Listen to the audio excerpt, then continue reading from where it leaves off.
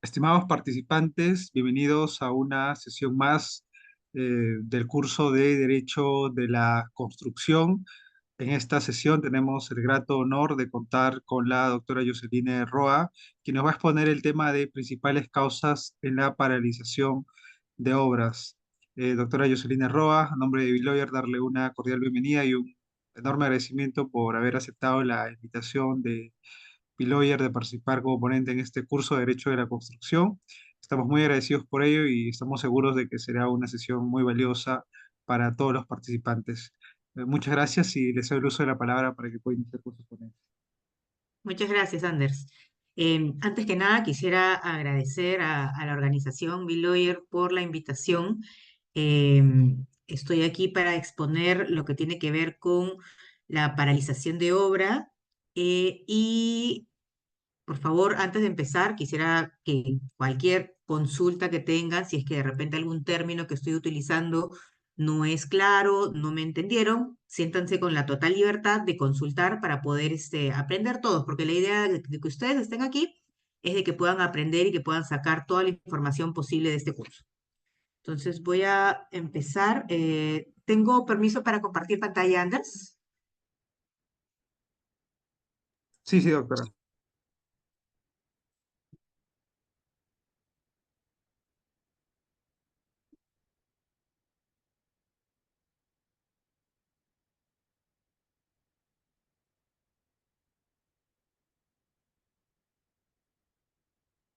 ¿Me comenta si pueden ver bien la pantalla?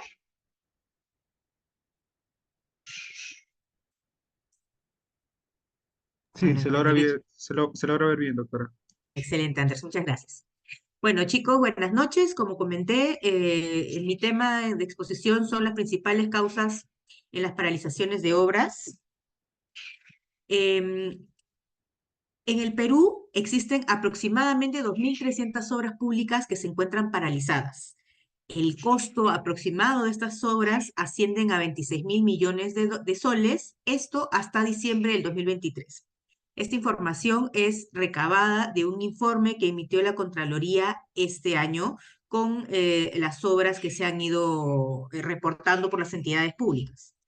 Ahora, entremos a lo más básico. ¿Qué cosa es una obra pública? La obra pública en sí está referida a todo lo que tiene que ver con la inversión, que tiene un componente que tiene que estar relacionado con infraestructura. Ahora, esta infraestructura, qué es lo que contiene? Incluye la que tiene que ver con la construcción, reconstrucción, remodelación, demolición, renovación, mantenimiento, habilitación, excavaciones, perforaciones, carreteras, como lo que estamos viendo en pantalla. Ahora, todas estas obras contratadas por el Estado, la definición específicamente de obra pública no es una definición que se me haya ocurrido, es una definición que se encuentra en la Directiva 5/2023 de la Contraloría General de la República, en donde están estas y muchas definiciones más relacionadas con las obras, las paralizaciones y todo ello. Ahora, entrando ya al tema en sí en cuestión, ¿cuándo se considera que una obra se encuentra paralizada? El término que utiliza la Contraloría para decir que una obra ya se encuentra paralizada es cuando la entidad no reporta un avance en su ejecución física durante 6 meses. Si tenemos una obra, las obras se van reportando los avances porque se envían información tanto a la entidad como a la Contraloría. Si estas informaciones que tiene una entidad respecto de una obra durante un periodo específico de 6 meses como mínimo, no se reportó ningún avance, ningún trabajo respecto de esta obra, entonces se considera que esta obra en específico se encuentra paralizada. Ahora vemos acá imágenes de diversas obras que simplemente fueron abandonadas, que fueron paralizadas porque se encuentran en alguna controversia, y esto es lo que vamos a ver a continuación. Ahora, dentro de todo el universo de obras que mencioné al inicio, la mayor parte de estas obras, el 25.5% aproximadamente, han sido suspendidas por incumplimientos contractuales, que pueden ser responsabilidad de las contratistas o de la entidad. Ahora, el 22.4% de estas obras, que son aproximadamente unas 515, están detenidas por faltas de recursos financieros, liquidez en sí. y el 4,7%, que son aproximadamente 109 obras, están paralizadas por discrepancias y controversias en el arbitraje. Ahora, entrando a cada una de ellas, los incumplimientos contractuales. ¿A qué nos referimos con incumplimientos contractuales? Por ejemplo, em, dentro de las obligaciones que tienen las partes, tanto la entidad como la contratista, la obligación principal de la entidad es el pago a la contratista. En el caso de obras, se hacen pagos mensuales con un término que se llaman valorizaciones. Estas valorizaciones son documentos que hace la contratista respecto de eh, me parece que están consultando las fuentes. La fuente es de la Contraloría General de la República, un informe que emitió este año. Si desean, lo puedo pasar a la organización y ellos se los pueden reenviar a ustedes. Ahí están todas las fuentes con muchísimo más cuadros estadísticos como para que puedan revisar bien esta información. Como iba comentando, la obligación principal de la entidad dentro de una obra es pagarle a la contratista. Estos pagos se realizan mediante armadas mensuales con un documento que la contratista dice, a ver, todo este mes de junio he trabajado este porcentaje dentro de la obra. Entonces, por este porcentaje me tienes que pagar tanto entidad. Y la entidad va a revisar los documentos, va a verificar si efectivamente la contratista ha trabajado lo que dice que ha trabajado, consultándolo con el supervisor de la obra y procederá con el pago. Pero ¿qué es lo que pasa a veces? Pasa que la contratista emite sus valorizaciones mensuales y emite la valorización de enero, la entidad no paga. Emite la valorización de febrero, la entidad no paga. La de marzo, no hay pago. La de abril, no hay pago. Entonces, ante las reiteradas faltas de pago, ¿qué es lo que hace la contratista? Paraliza la obra. ¿Por qué? Porque realmente no tiene financiamiento para poder continuar, porque obviamente hay gastos, se tiene que pagar al personal, a los obreros y diferentes costos que hay dentro de una misma obra. Entonces, eso es un incumplimiento contractual por parte de la entidad. ¿Cuál podría ser un incumplimiento contractual por parte de la contratista? Por ejemplo, la contratista cada cierto tiempo, por cada partida que hay en una obra, va a necesitar maquinaria. Por ejemplo, de repente en una limpieza de causal de río necesitan hacer una limpieza con unas excavadoras, que son estas máquinas grandotas que tienen como una garra que van jalando las cositas. Entonces, esta maquinaria a veces la contratista no la posee, entonces, ¿qué hace? La alquila.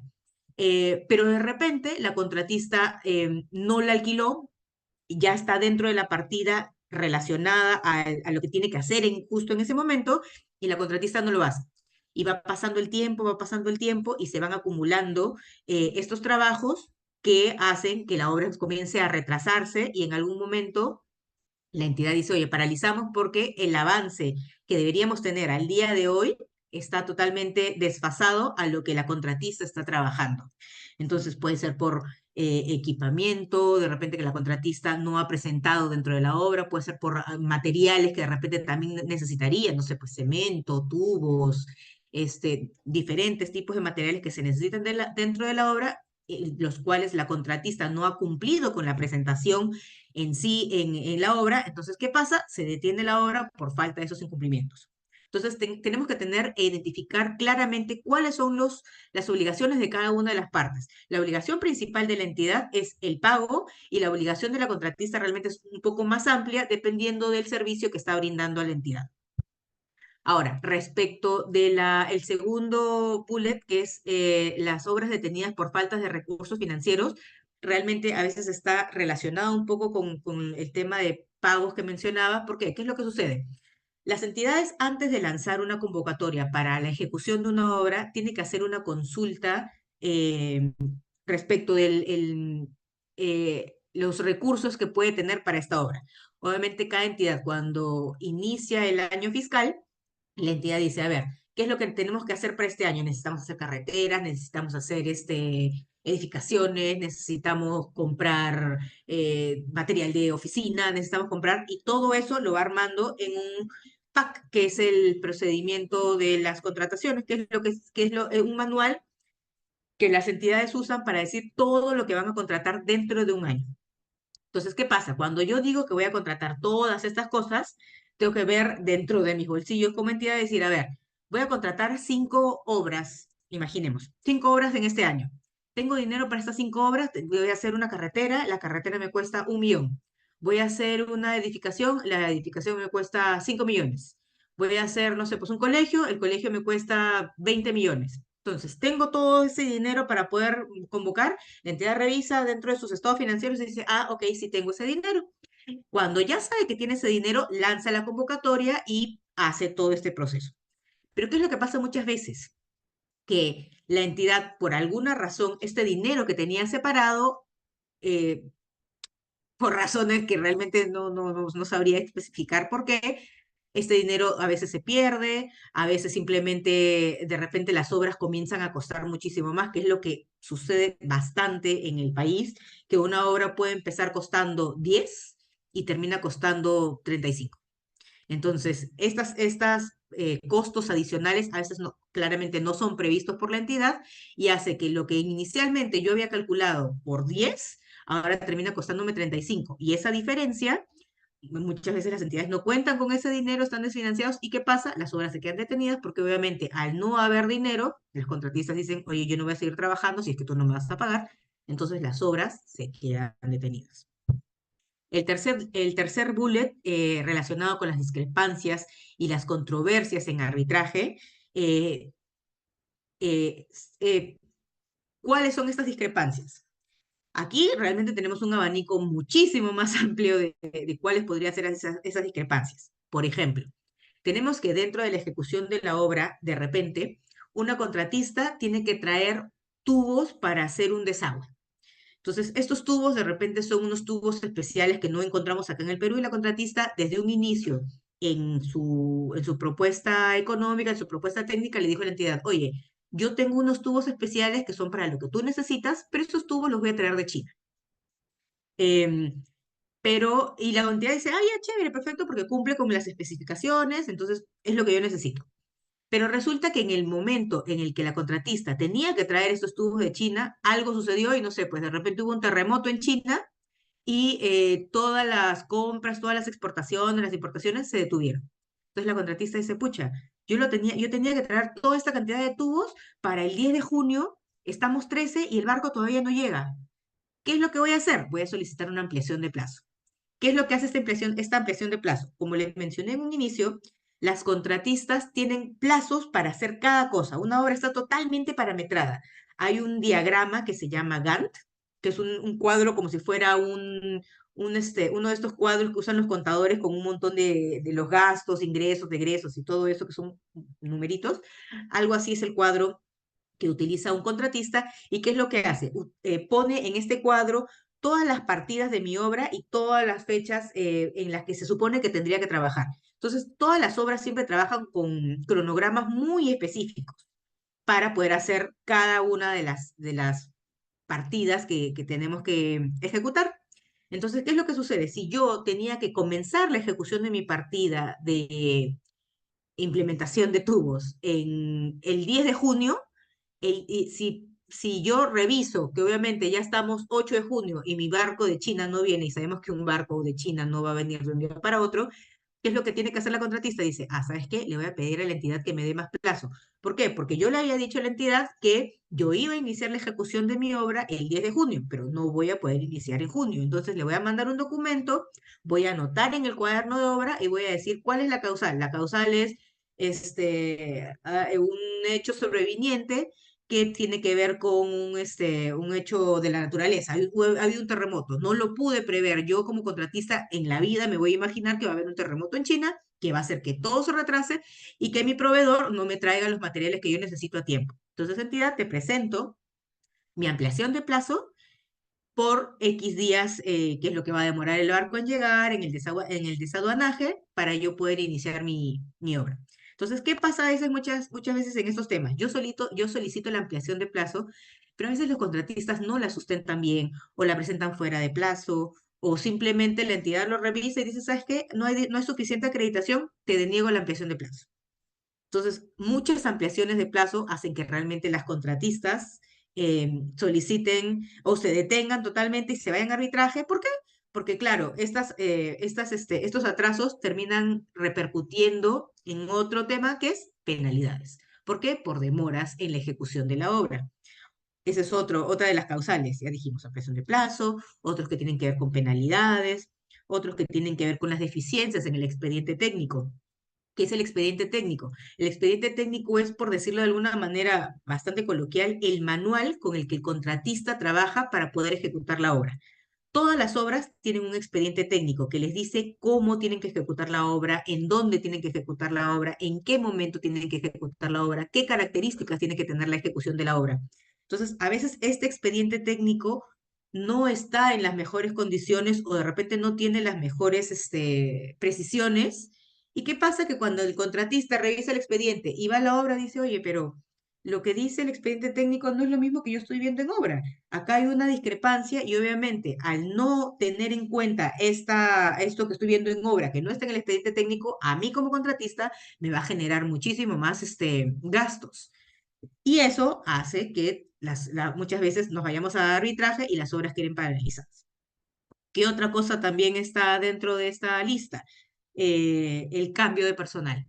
Cuando las contratistas inician y se presentan a una licitación, se presentan con una lista de personal clave, que son los más importantes, por decirlo de alguna manera, dentro de la obra, y dice, por ejemplo, mi residente de obra va a ser la ingeniera Jocelyn Ro. Entonces, de repente, y la obra va a durar 2 años, pero de repente a las 6 meses, Jocelyn Ro se consiguió un mejor trabajo, pues si se quiere ir a trabajar a otro lugar. Yo como empresa no puedo retener a ningún trabajador. Entonces, ¿qué pasa? Que solicito el cambio de profesional a la entidad. Pero ¿qué es lo que procede? Cuando un profesional se va y voy a sustituirlo por otro, el otro tiene que tener las mismas calificaciones o muchísimo mejor que el personal que yo ya había identificado.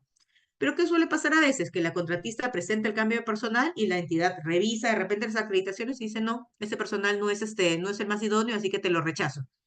Y obviamente eso hace que estas obras a veces hayan discrepancias porque la entidad dice no, porque este no tiene las mismas acreditaciones, la contratista dice, oye, pero esa persona tiene incluso mejores referencias que el personal anterior y eso también generan arbitrajes.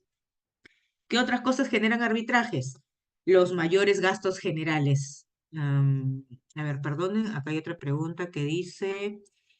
Las obras por impuestos también han quedado paralizadas o suspendidas. Así es, en realidad están todas o sea, los tipos de obras, las obras por impuestos, están las APPs, están los G2G, hay diferentes tipos y todo lo que tiene que ver con obras, hay diferentes tipos de obras, pero han quedado paralizadas.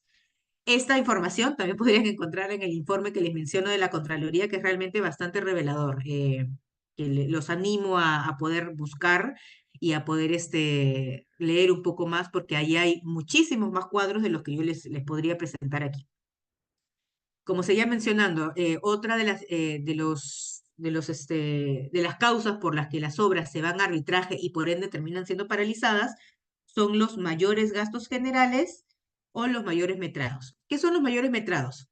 Generalmente, cuando uno va a una obra, entiende que va a trabajar, por ejemplo, esta cantidad. Imaginemos que esta cantidad es un metrado. La contratista dice, tú, por ejemplo, Jocelyn Roa e Ingenieros, vas a hacer una carretera, la carretera mide 10 kilómetros y 10 kilómetros es lo que tienes que trabajar. Y yo digo, ok, perfecto. Pero resulta que cuando voy a la carretera a hacer un mantenimiento de la carretera, no son 10 kilómetros, de repente son 15. Y obviamente la entidad a mí me va a pagar solamente por 10, pero lo que tengo que hacer son 15. Entonces yo le digo, le mando un documento a la entidad, lo anoto en el cuaderno de obra, le digo, oye entidad, por si acaso, no son 10 kilómetros lo que tú creías que era, son 15 y me tienes que pagar por 15. Y acá surgen las discrepancias nuevamente porque la entidad dice, no, tú tienes que, tú tienes que hacer los 10 kilómetros que yo te dije, la contratista dice, oye, pero si yo hago solamente los 10 va a quedar un tramo que no está comprendido ahí y obviamente luego tú me lo vas a querer imputar como alguna penalidad y todo esto genera también que se vayan a un arbitraje y muchas veces cuando el arbitraje tiene temas muy complejos, hacen que el arbitraje no demore 6 meses o un año, demora un poco más. Entonces esta obra se queda ahí tirada y es un grave problema.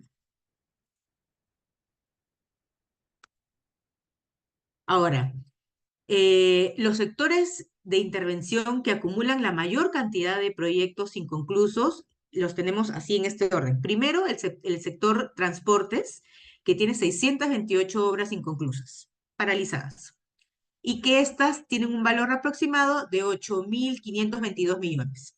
En el segundo lugar tenemos a vivienda, que tiene obras registradas, 529 obras registradas, por un monto aproximado de 4.497 millones. Y al último puesto tenemos al sector agricultura, que tiene 281 obras paralizadas por un costo de 4.042 millones aproximadamente. Esto en lo relacionado al gobierno central. Cuando nos vamos a las obras paralizadas en los departamentos, tenemos esta lista encabezando Cusco con 346 obras paralizadas y la última en la fila es Ica con 5 obras paralizadas. Nuevamente vuelvo a repetir, ya sé que parezco disco rayado, pero toda esta información está en el informe de la Contraloría, que tiene realmente bastante temas de data, como para, si es que les interesa muchísimo más meterse en este tema, los animo a revisar.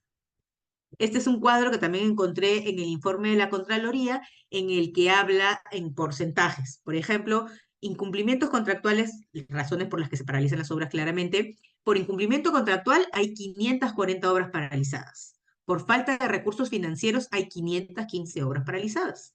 Por discrepancias y controversias en el arbitraje, 109 obras paralizadas. Esas son las tres principales causas que les había mencionado inicialmente.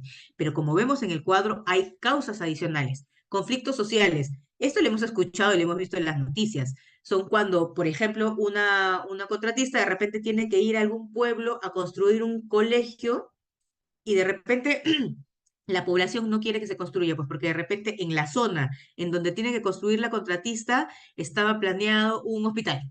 Imaginemos. Entonces, la población se levanta, impide que la contratista trabaje y esto genera que la obra que se supone que tenía que ser para esa localidad quede paralizada. Y por conflictos sociales hay 101 obras paralizadas. Por deficiencias en el expediente técnico, que es lo que les mencionaba, hay 74 obras paralizadas. Por eventos climáticos, 46. ¿A qué nos referimos con eventos climáticos? De repente me fui a Tarapoto a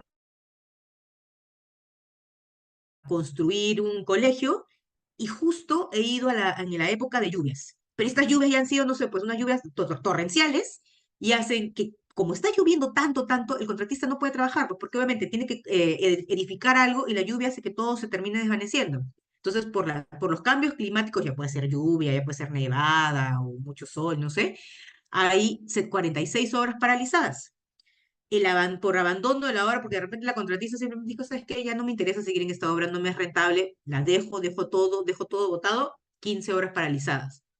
Por faltas de permisos y licencias, 8 horas paralizadas. Y esto está relacionado con que sabemos que en cada lugar, cuando uno va a hacer una obra, tiene que pedir permisos municipales, dependiendo del lugar, a veces tiene que pedir permisos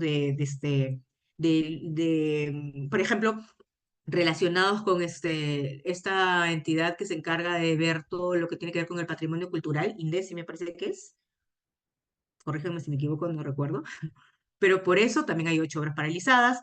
Disponibilidad de terreno. Esto también es una interesante, y es que cuando las entidades van a ofertar una obra, se entiende que la obra tiene que estar hecha, tiene que estar ejecutada en un lugar físico. Y muchas veces este lugar físico no está saneado. ¿Qué significa? Que de repente este terreno todavía tiene casas de personas que de repente por alguna razón invadieron y tienen que ser removidas. Entonces, esa disponibilidad de terreno no está al 100%. ¿Y qué hace? Que el contratista no puede trabajar porque todavía hay casas de repente de otras personas que no le permiten trabajar. Entonces, esas interferencias o esa disponibilidad de terreno, 8 obras paralizadas. Interferencias. ¿Cuáles son las interferencias? Cuando se tiene que excavar en suelos, muchas veces las contratistas se encuentran con cables de qué? De Sedapal, de Telefónica, de alguna de estas compañías de luz o así. Entonces, para tú poder pasar por alguno de estos cables, tienes que pedir permiso a estas empresas telefónicas o estas empresas, la que esté en el lugar a donde te toca. Y muchas veces estas empresas no te dan el permiso o se genera todo un drama allí y por interferencias, 3 obras paralizadas. Y bueno, otros que son ya otras causas, 879 horas paralizadas, lo que da un total alarmante de 2.298 obras paralizadas, obras que son claramente necesarias para el poder tener una mejor calidad de vida en el Perú. Ahora, dentro de las principales obras paralizadas tenemos, por ejemplo, una bastante emblemática, que es el proyecto Majes en Arequipa, que se encuentra paralizada por las controversias entre la empresa concesionaria y el gobierno regional de Arequipa. Y bueno, esto ahorita se encuentra en un arbitraje. La obra está paralizada desde el 2017, imagínense, ya estamos en 2024 y sigue paralizada. El 12 de julio de 2022 se firmó una adenda número 13 que incrementó el costo que también les mencionaba. A veces las obras empiezan con un costo y terminan incrementándose por diversos motivos, y la obra se ha incrementado a 104 millones, pero todavía no se reinician los trabajos. Inicialmente, la obra estaba valorizada en 655 millones de dólares, lo que permitiría generar 145.000 empleos y contar con 38.500 áreas de riego en la zona agrícola. Otro de los proyectos emblemáticos que se ha quedado paralizado por ahora es en Moquegua, el mejoramiento de la carretera Moquegua-Humate, que empezó en agosto del 2017 y se paralizó 3 años después, en el 2020, debido a una controversia entre la empresa contratista y Provías Nacional. La inversión inicial de esta obra era de 420 millones, pero el monto actualizado es el doble, miren, 813 millones. El contrato se resolvió en mayo del 2023, pero la obra aún no se reanuda, perjudicando a ciertas de familias que se ven frustradas por la espera de integración regional. Y por último, tenemos en Ucayali la obra Fortalecimiento de los Servicios de Salud del Hospital Regional de Pucallpa, que inició la ejecución en el 2016 y se encuentra paralizada principalmente por la falta de personal y la no adquisición de materiales de construcción, entre otros. Lo que les mencionaba, cuando la contratista tiene que llegar a la obra, tiene que llegar con todos los materiales listos para poder trabajar, pero al parecer en esta obra la contratista no tenía eso, generando que esta obra quede paralizada. Em, Eso era el CIRA, el Ministerio de Cultura, claro, tiene que tener estos certificados. Cuando, por ejemplo, se trabaja en el centro de Lima, la mayoría de empresas tiene que tener estas certificaciones que da el Ministerio de Cultura para que para que puedan generar los trabajos, sobre todo teniendo mucho cuidado con no dañar lo que es patrimonio cultural. Otra pregunta que hacen es, ¿la Contraloría sanciona por esas suspensiones? No, no hay sanciones, precisamente porque muchas de estas suspensiones están en arbitraje. Entonces, es el tribunal arbitral el que termina decidiendo de alguna manera la suerte de los contratistas respecto de si han tenido razones para paralizar una obra o si definitivamente no, y con esto, pues no se les paga lo que solicitan en arbitraje. Sé que ha sido un paso bastante fugaz, pero por el tiempo que tenemos realmente he tratado de resumir bastante lo que está relacionado con la paralización de obras. Espero haber sido bastante clara con la exposición, un poco dinámica con lo que les comentaba. Les dejo igual mi correo para que puedan escribirme si es que de repente les quedó alguna duda de lo que les comenté, mi teléfono para que puedan consultar o llamar de lo que necesiten. Estoy totalmente abierta a cualquier consulta. Me parece que tienen una pregunta. A ver, Martín, cuéntanos. Mm. Sí, doctora, aprovechando su trayectoria en el tema de la gestión pública y la gestión de contratos, un poco para la cultura general, ¿no? ¿Qué Sí. tanto la inteligencia artificial está, digamos, ayudándonos para que esto pueda mejorar? Porque ya varios años escuchamos que el expediente técnico y temas de corrupción. ¿Usted, como especialista, cree que con estas nuevas herramientas podamos revertir esta situación en aras de la eficiencia y la eficacia? Gracias. Martín, muy buena pregunta. Mira, yo creería que la inteligencia artificial efectivamente está avanzando a pasos agigantados últimamente en nuestra sociedad.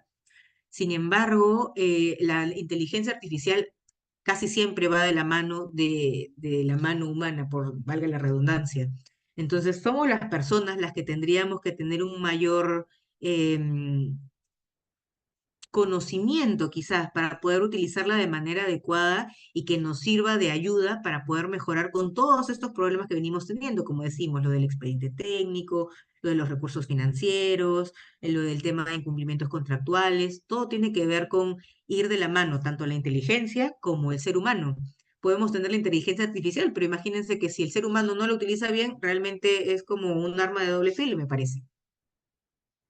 A ver, Marcos pregunta, eh, si una obra está paralizada por un proceso arbitral por una resolución del contrato y esta resolución del contrato se declara infundada, ¿correspondería reactivarse la obra bajo la ley que garantiza la reactivación de las obras públicas paralizadas? Así es, Marcos.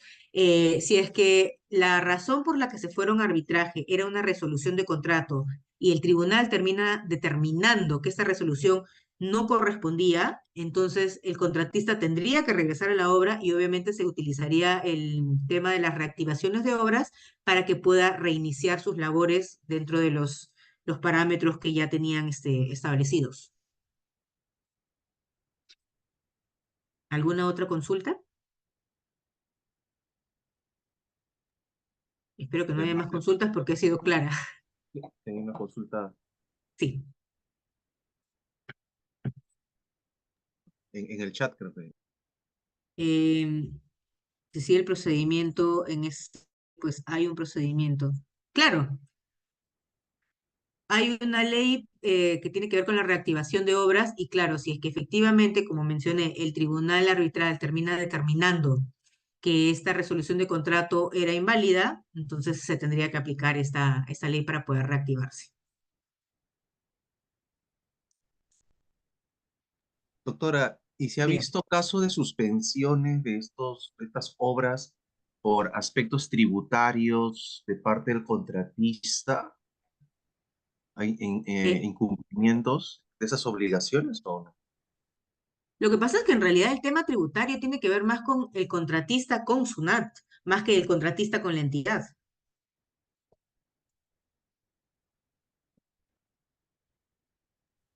Y si tiene deudas, igual puede ser contratista o en su situación de deudor tributario lo, no le No, permitiría.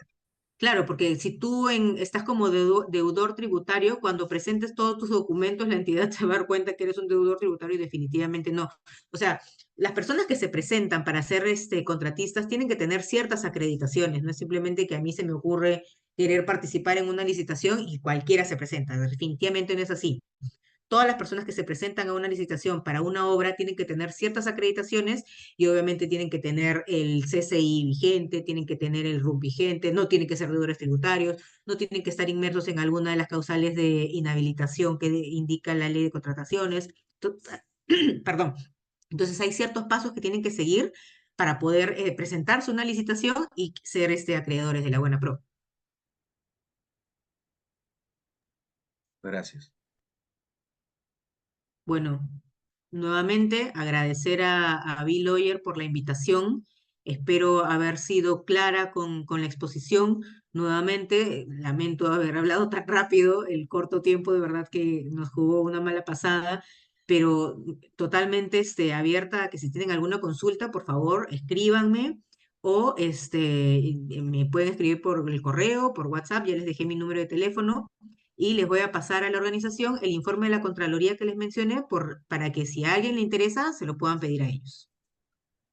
Sí, doctora, muchísimas gracias por la excelente exposición, muy clara, muy entendible, muy dinámica también. Gracias por compartirnos sus conocimientos, experiencias, es algo bastante valioso para todos los participantes y gracias también por responder a cada una de las preguntas de los participantes. Esperamos en una próxima ocasión contar con usted. Para nosotros siempre será un gusto, un honor contar con su participación, estimada doctora. Muchísimas gracias. Gracias a ustedes. Buenas noches a todos. Buenas noches.